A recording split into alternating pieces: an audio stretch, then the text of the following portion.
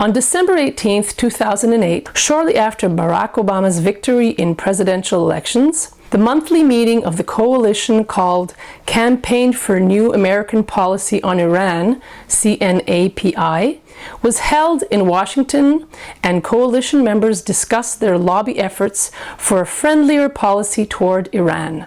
Buoyed by Obama's victory, the coordinator of this coalition declared, "This is a chance to demonstrate that our group and our position is now the center of gravity on the Iran issue." With Obama in the White House, it is no longer acceptable for staffers to say they only hear from the far-right hawks on Iran. We're here and we're going to push for a positive agenda.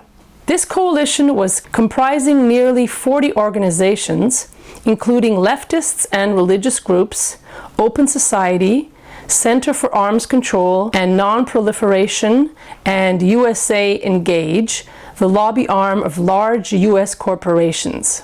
Several former politicians and diplomats also worked with CNAP, whose activities were coordinated by the National Iranian-American Council, NIAC, led by its president, Trita Parsi. After Obama took office, CNAP coalition partners ceased using the CNAP name, but they have been continuing to work together. Their influence in Washington has deepened considerably, and they have become a key player in influencing U.S. policy toward Iran. The Iranian regime maintains a working relationship with this coalition and considers it as the pro-Iran lobby in the U.S., since the policies recommended by the coalition are overwhelmingly favorable to Tehran.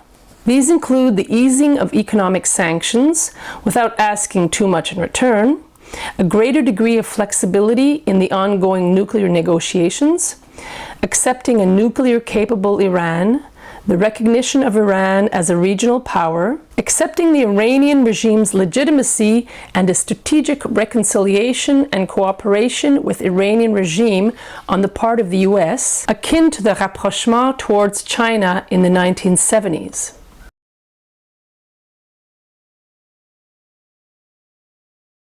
NIAC was the coordinator of CNAPI and continues to play a pivotal role in pro-Tehran lobbying activities in Washington. It is a Washington-based organization that many Iranian Americans consider as the Iranian regime's prominent lobby in the US. In an effort to shed its reputation as a pro-Tehran lobby, in 2008, NIAC filed a defamation lawsuit against one of its critics.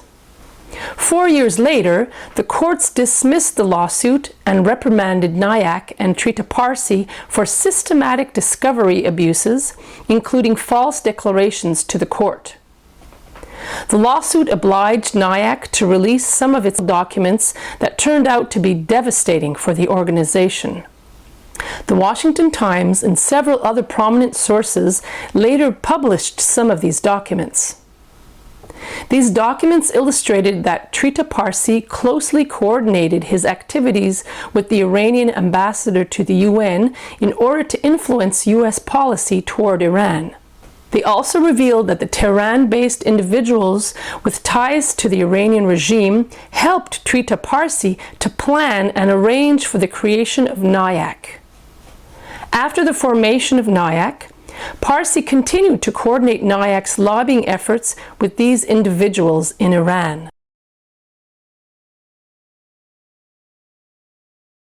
Since 2009, President Obama's Iran policy has been based on the views shared by a powerful segment of the foreign policy elite that favors a friendlier policy towards Iran. In many respects, this policy reflects the views and recommendations put forward by the pro-Iran lobby. As a result, a practical partnership has gradually been forged between the Obama administration and the pro-Iran lobby. In 2008, the pro-Iran lobby asked for the new president to abandon the policy aimed at isolating Iran and signal a willingness to engage with the current government in mutually respectful negotiations. After 30 years of sanctions, threats, and isolation, the world is still no closer to a solution. It is time to make a change. Once in the White House, Obama sent 2 secret letters to the Iranian Supreme Leader Ali Khamenei as well as conciliatory video message to Iran's leaders. I would like to speak clearly to Iran's leaders. We have serious differences that have grown over time. My administration is now committed to diplomacy that addresses the full range of issues before us and to pursuing constructive ties among the United States, Iran, and the international community. This process will not be advanced by threats. We seek instead engagement that is honest and grounded in mutual respect. In June 2009, while Obama administration was extending a friendly hand to the Iranian leaders, the rigged presidential election in Iran provoked a historic popular movement which gradually morphed to an anti-regime uprising that lasted almost a year and brought the regime to the edge of collapse. While millions of Iranian demonstrators were facing the regime's brutal crackdown, thousands were arrested, beaten, raped, and tortured, and hundreds were killed, Obama ignored this defining moment and continued his overture towards the regime. This attitude angered the Iranian people, who shouted in the streets and asked the US President, "Obama, Obama, are you with them, regime, or with us?"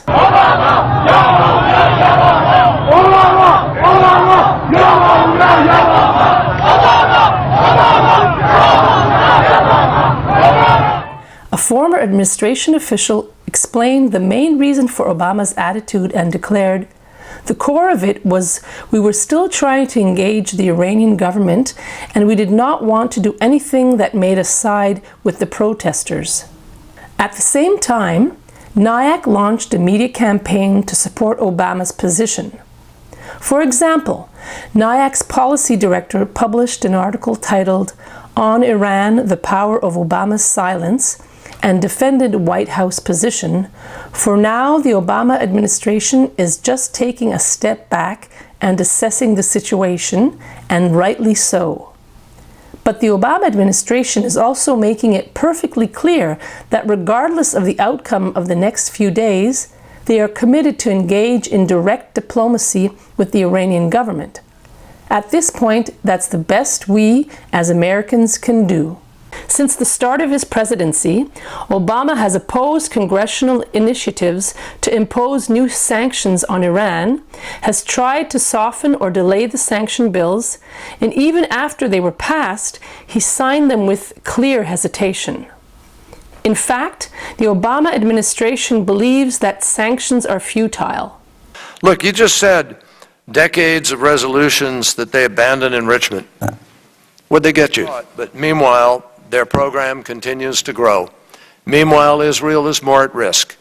In 2003, my friend, they had 164 centrifuges.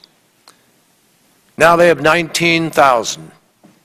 You know what Zarif said to me? You know what your sanctions have gotten you? 19,000. It is hardly surprising that remarks and declarations made by Secretary Kerry and other administration officials about the futility of sanctions on Iran have become the favorite talking points for the pro-Iran lobby. Similarly, Obama has repeatedly declared that sanctions have actually helped the expansion of the Iranian nuclear program. Let's remember, we really only have three options for dealing with Iran's nuclear program. Bombing Iran's nuclear facilities, which will only set its program back a few years while starting another war in the Middle East. Abandoning negotiations and hoping for the best with sanctions, even though that's always led to Iran making more progress in its nuclear program. This is evidently echoed by the Iranian leaders. I think President Obama was right in saying that the sanctions caused Iran to go from less than 200 centrifuges to over 20,000 centrifuges. I think the fact that the United States has recognized the futility of pressure against Iran, the futility of sanctions against Iran, the fact that they have recognized that sanctions don't work, that pressure don't work, that threats don't work. The only way to deal with Iran is to deal through respect and through negotiations. Obama's doctrine that the sanctions are futile and both Iran and the US should make concessions to resolve their bilateral problems surfaced in nuclear negotiations as the administration ignored several UN Security Council resolutions and conceded uranium enrichment activities in Iran, consequently accepting Iran as a nuclear threshold state. As the Obama administration pursued its Iran policy, many in the US, led by Congress, voiced opposition to unjustified and excessive US concessions to the Iranian regime. Since 2013, the administration and the pro-Iran lobby have started working together to confront Congress publicly and forcefully. In their campaign, they frame Congress as the bastion of US hardliners who side with Iranian hardliners. The majority of members of Congress who oppose Obama's Iran policy are introduced as warmongers who seek a military confrontation with Iran. I'm Kate Gould. I'm FCNO's lead lobbyist on diplomacy with Iran and on other Middle East policy issues. In my conversations with congressional staffers, they often remind me about the meetings that FCNL's network, that Quakers and like-minded people had back in November on urging members of Congress and their staff to support the negotiations with Iran. So now we're here in the spring and we have a framework agreement. We have the outlines of an agreement with Iran that will prevent that country from obtaining a nuclear weapon and prevent another war. But we still have a little problem. Congress could sabotage all the progress that our diplomats have made. We have to stop that from happening. And that's why it's such a good sign to see that a third of Congress, a third of the House, has actually signed on to a letter supporting the negotiations and highlighting the progress that we've seen with the framework agreement. And call your members of Congress and urge them to continue to support the ongoing negotiations. We need to get tens of thousands of more people across the country. Everybody who came to annual meeting and then 10 and 100 of their friends to engage with members of Congress and let them know that constituents around the country are watching. It's official. The Senate have passed legislation to give Congress the power to kill a deal with Iran. If there's a deal in July, Congress will have 30 days to decide whether to approve it or vote it down. A miraculous opportunity for peace can quickly be turned into an opportunity to push for war. That's why we're organizing the Vote for Peace campaign. This is our do or die moment for diplomacy with Iran. If you're serious about preventing the United States and Iran from going to war, you need to stand up now and make your voice heard. The other side is on the record of saying that they have prepared for this vote for 20 years. There will be many, inside and outside of Congress, who will be doing everything it takes to try to kill the deal by winning this vote. We have just a few short weeks before July to do everything in our power to mobilize and organize to ensure that enough members of Congress vote for peace and seal the deal instead of killing the deal. 6 years into Obama's presidency, the pro-Iran lobby has become a full-fledged partner of the Obama administration. Hamid, thank you very much indeed for that generous welcome. I'm very pleased to be here, indeed honored to be what was described as the first senior White House official to address this or other Iranian-American groups. And we really wanted to be here because we appreciate the critically important work that you're doing. And as has been suggested in the opening remarks, this is a critically important time because, as I said, we appreciate all you do and your support.